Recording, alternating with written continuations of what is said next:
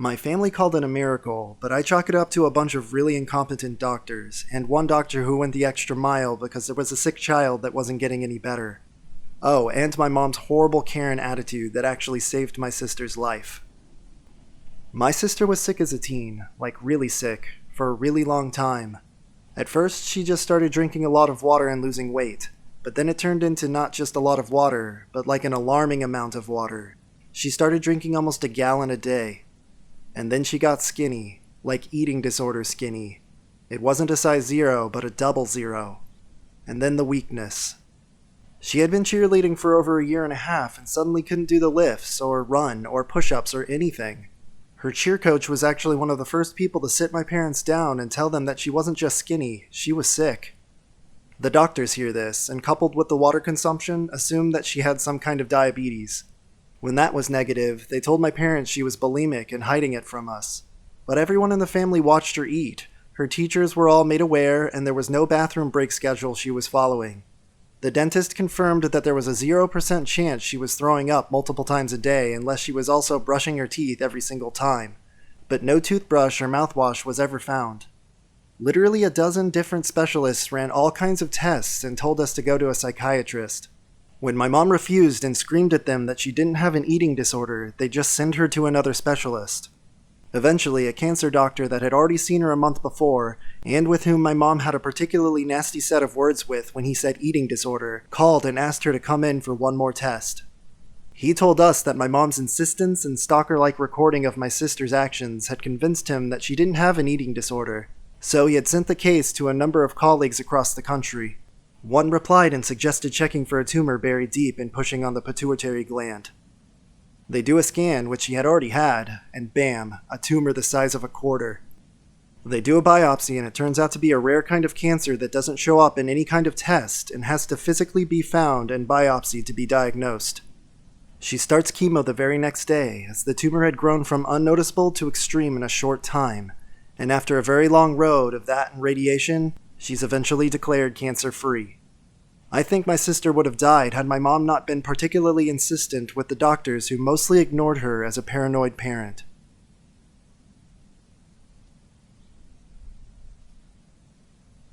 About 20 years ago, we had a really old rescue dog, an adorable chunk of a terrier called Sparky. He came to us at 14 and was going deaf and had nasty cataracts, but was otherwise relatively fit and well and happy. Now, our house is set in the side of a shallow hill, and our garden slopes down to a stream that joins the river. This river flows through several neighbors' gardens before it gets to us. Sparky generally knew his way around the garden, but didn't stay out too long. He liked his creature comforts, and after a long time at the RSPCA, he had this blissful way of rolling around on his super luxe dog bed. He spent most of his time snoozing or being cuddled. This one day I had let him out, left the garden door open, and carried on with my chores. After a while I realized I hadn't seen him for ages, so I went out to call him in. He was nowhere to be seen. I mentioned it to my husband and family, none of whom could remember the last time they had seen him either. We all search the garden, we all look down the road, we all walk around the village. We call for him and nothing. He's just vanished. My sister keeps her horses at our stables, and she said, "Oh yeah, the horse whisperer woman I used also does missing pets. Let's call her." She had a horse with weird behavioral problems, and this horse sidekick had helped an incredible amount. But my husband is a scientist at heart, and so he and I just laughed at my freaky sister and kept searching. Hours pass, it starts getting dark, and it's really cold. I'm now starting to freak out, so I phoned the fucking sidekick. She was super sweet and told me to go and pick up something that was his, a blanket or something, and hold on to it while she quote-unquote felt it. I hadn't even told her who I was or where I was. I just blurted out that I had a missing dog and asked if she could help. She was quiet for a while and then said, "Yep, I've got him. His cataracts are much worse on the right side, aren't they? And he has a wart on his nose." That gave me goosebumps. Then she says, "Okay, go out your front door, turn left at the road, and he's standing in shallow water at the first set of trees that don't belong to you. He's wet and cold, but he's going to be fine." So I say to my husband, "Well, she's given me directions. I'm off to go find Sparky." Oh, how he smirked. Less than 5 minutes later, though, I'm back with a soggy old dog, relieved beyond measure and tearful with gratitude. He'd gone into the stream but walked against the current, which he'd never done before. He found himself in our neighbor's garden, where the sides of the stream are steep and not shallow, and got disoriented, I guess. He was exactly where she said he was going to be. I called her back to thank her, and she was pleased but not remotely surprised, and adamantly wouldn't let me pay her. I ended up baking her a tin of brownies, having persuaded her husband to give me her address and favorite cake. She was just amazing. I don't think we ever would have found him, and he wouldn't have survived the night. Very sadly, she died a few years later. I think about it often. She lived 200 miles away, and she had no idea where I was calling from, let alone the setup or lay of the land of the property. My smirking husband no longer smirks, and is more willing to consider things that don't make scientific sense these days. He was also the first to admit that day, a genuine ability to, quote, tune in to other creatures makes as much sense as any other explanation.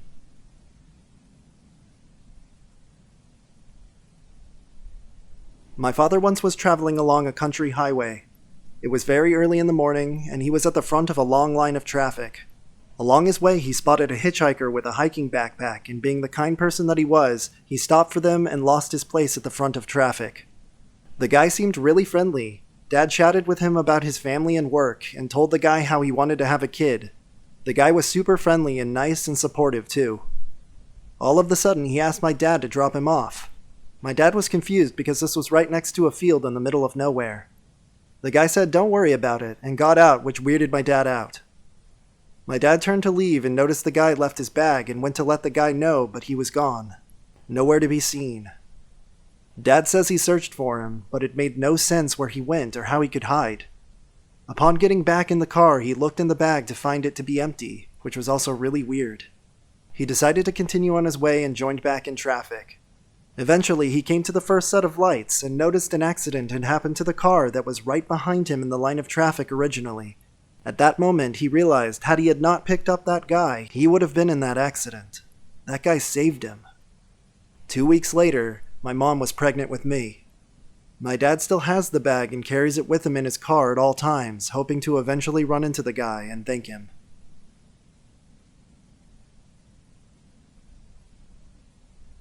When I was in kindergarten, about 5 years old I think, my father had taken me to one of my brother's football games. I can remember playing near my dad's feet and wriggling around behind him on the floor of the bleachers. They were the kind of bleachers that didn't have backs on the seats, so if you were small enough you could shimmy through. I was a good 20 steps up the bleachers and could remember that feeling of my lurching stomach as I lost my grip and fell headfirst towards the ground. Directly below me was one of those shoddy construction fences meant to keep people from going under the bleachers, and my face was on course to get impaled. Now, the bleachers have beams of metal underneath it, like big X shapes to hold them up, and in the middle of this X is a small bolt that sticks out about 1/4 inch. The bolt caught the front of the neckline of my favorite sweater I happened to be wearing that day, or every day, and in one motion my entire shirt was ripped off my body. I was turned right side up, and I plopped onto the ground about 3 feet away from the fence. I was startled and crying, but I wasn't hurt, and some nearby kids freaked out after I told them I had fallen, because it was a good 20 feet drop. I found out later when I was older that night my super religious grandma called my mom and asked if I was okay. My mom said yes, he's okay. How did you know about the accident? She said she felt something bad was going to happen, so she prayed for me specifically. I'm not religious, but I'll never forget that feeling of falling and the dread, and then just sitting there with no shirt, completely fine.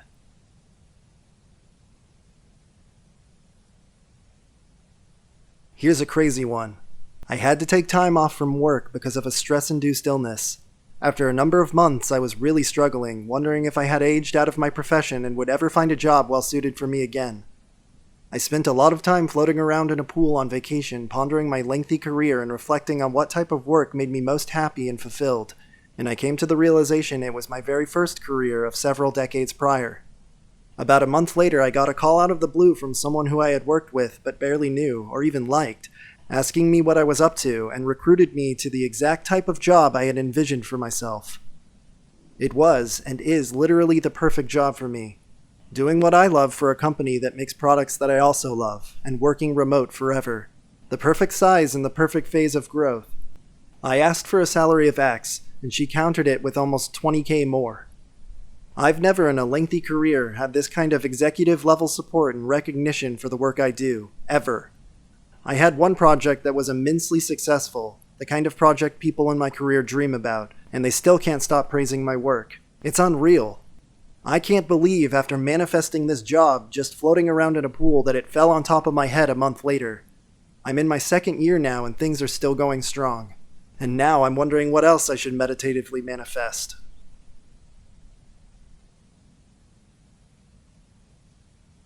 My grandfather had a heart attack while driving and crashed into a tree. He was without oxygen to his brain for 25 minutes. The hospital did everything they could to revive him, actually trying to revive him for 3+ hours because it was a veterans hospital and he was a decorated Green Beret. I was called to this hospital and was told that he was brain dead. He was without oxygen for too long.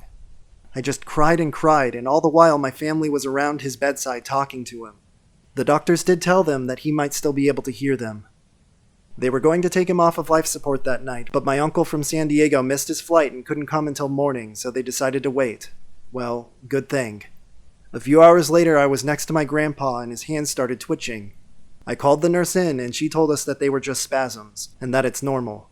The twitches kept getting more severe and more frequent, though. After a while, the doctors started to get a little concerned and checked his vitals. They seemed shocked. And a while after that, he opened his eyes. We were all in shock at that point, complete disbelief.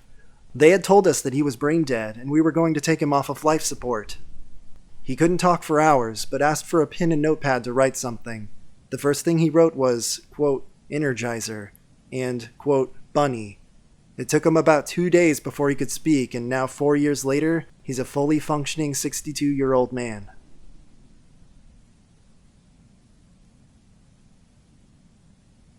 My grandma once woke up with a headache. She couldn't move her left side and she called 911 because she knew she was having a stroke. It was a slow decline. Little bits were getting through, but it wasn't looking good. Just as the ambulance got to the hospital, she crashed hard, losing all focus and fading fast. The nurse running with the gurney tried to get a pulse and felt her heart rate increasing and then stop entirely. They were about to hit her with the paddles when she gasped and opened her eyes, still dazed and confused. But she was back. Eventually, they pieced it together by running scans. She had had a stroke. This had increased the pressure in an artery in her brain, and it had developed a rupture, turning into an aneurysm. The sudden bleed allowed the flow, so her heart ramped up the pressure to restore what the stroke had starved, but overtaxed her heart and she went into cardiac arrest. The sudden up and down of pressure knocked the clot loose, and it went to her lung while the drop in pressure also let the only just started aneurysm close. The brain, getting the initial rush of oxygen from the backed-up pressure flowing to equalize, woke it back up, and her lungs seized in a dying reflex for air, as her oxygen-deprived brain hadn't realized her heart had stopped.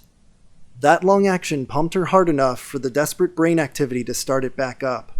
So yeah, the stroke tried to take her, but an aneurysm and a heart attack saved her. She made a full recovery, save a weaker heart and a craving for salty food, which she'd previously hated. That was 4 years ago, and the docs were baffled. It was definitely a miracle. Unfortunately, a second stroke took her last month. I miss her dearly, but she told this story every time miracles or beating the odds came up, so there you have it.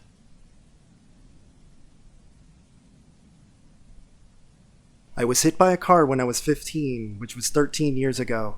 I got down off the bus and crossed in front of it. Never ever do this. And the first step I gave onto the middle lane was with my right leg. Out of the corner of my eye, I saw a big mass moving towards me and I was able to turn and face it.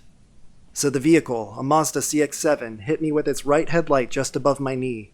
My legs snapped back and the car pushed me away, made me turn and fall to the ground like 1 meter from where it had hit me.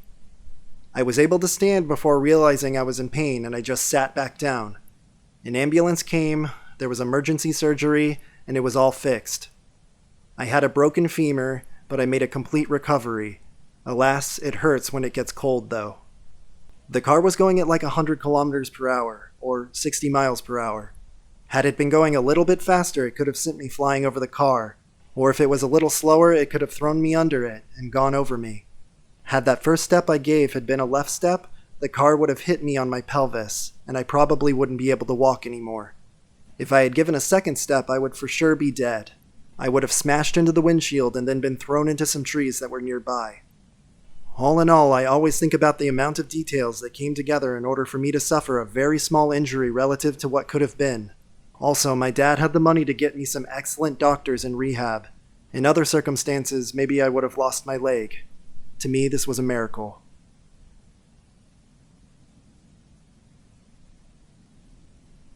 Many years ago, I went through a very rough breakup. It was tough on both of us, and there wasn't a lot of closure. It fucked me up for a while. I ended up in a rut. After a few months living like that, and being fully no contact with the ex, I felt like a solo vacation would do me some good.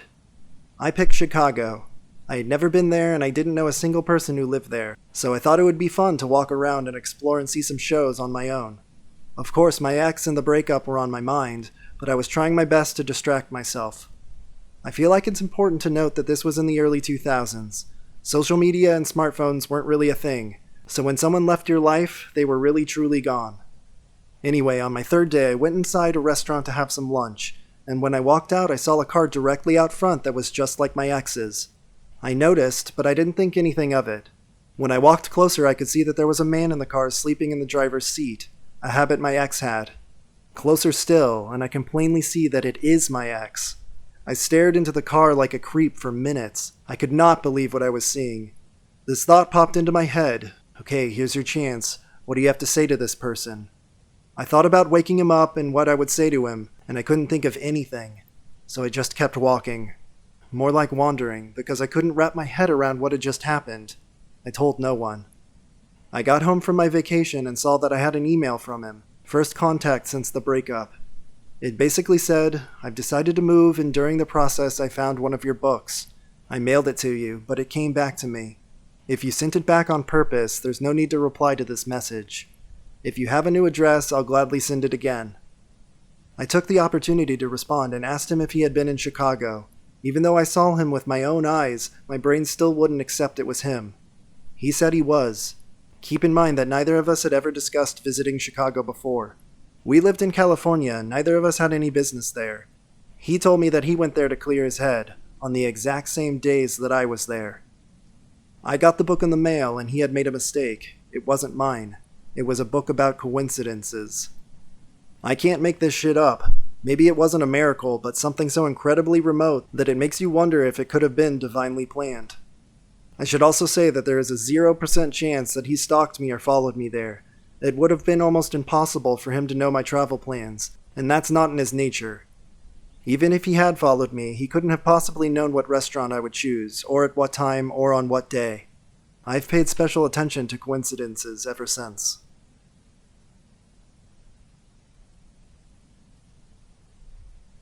When I was in high school, there was a large earthquake in the town I lived in. My little brother at the time used to almost always sleep on the couch while watching TV. The way he was positioned, his head was near the end of the couch, which was closer to the opposite wall. It was an angled couch. One part was parallel to one wall, and the other part was perpendicular to it. It was all in an L shape, and this was the position he was pretty much in every single night. One night, Mom wanted to watch TV with him, and sat in the spot where he normally laid his head. So instead of laying with his head on the perpendicular end of the couch, he laid on the parallel end of the couch, which was farther from the opposite wall.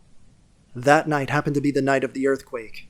It was 6-something in the morning, I think, but it was several years ago, so I don't really remember. This was the first major earthquake we had experienced while living in that town, so we weren't really prepared for it. This meant that the large, heavy solid wood entertainment center on the wall opposite of the couch wasn't strapped to the wall like it should have been. Had my brother been sleeping in his usual spot when the entertainment center toppled in the earthquake, his skull would have been crushed immediately by the sheer weight of the large furniture, along with the books and decorations inside and on top of it, including but not limited to some metal candlestick holders, glass vases, and some small stone statues.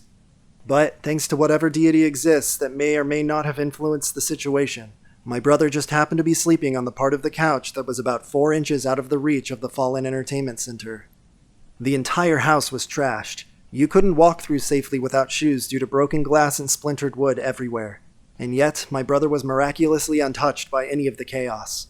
He told us that when he woke up, he saw a glowing figure standing by the stairs. That statement prompted my mom to check his head for any injuries, but he seemed fine and he insisted he wasn't in any pain. I used to not really get along with my brother at all. We would fight all the time. But now that we've both grown up, we get along, and I'm actually kind of glad that he's still alive. According to the news, if I remember correctly, there were only 2 fatalities caused by the earthquake, and thanks to whatever or whoever, my little brother was not one of them.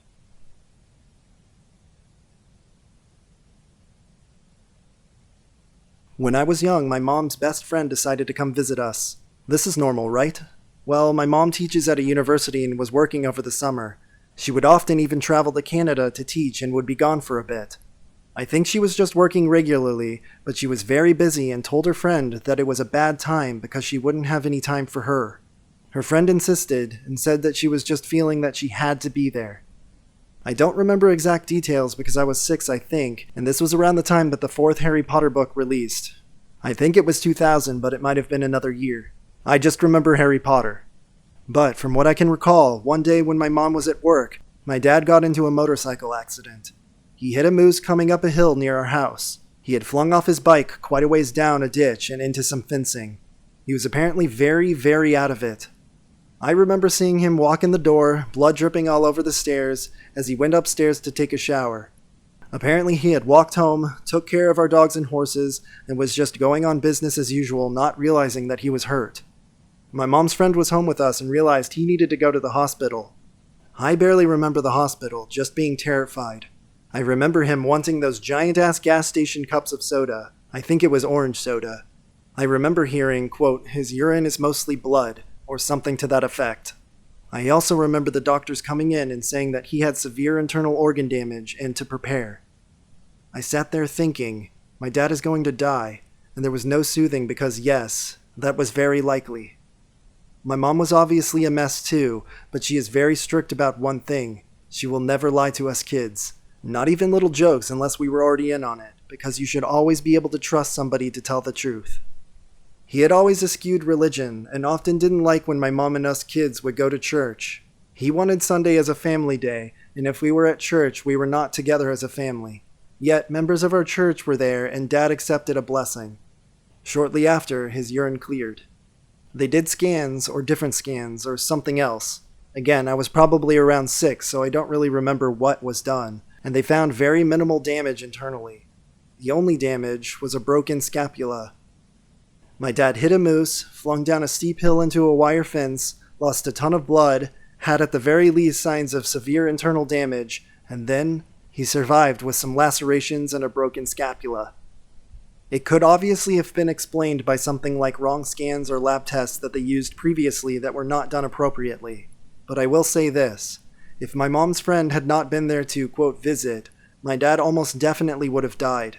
My sister and I were too young to understand what was happening, and Dad acted relatively normal, doing chores and going upstairs to shower and saying he was fine kinda gruffily.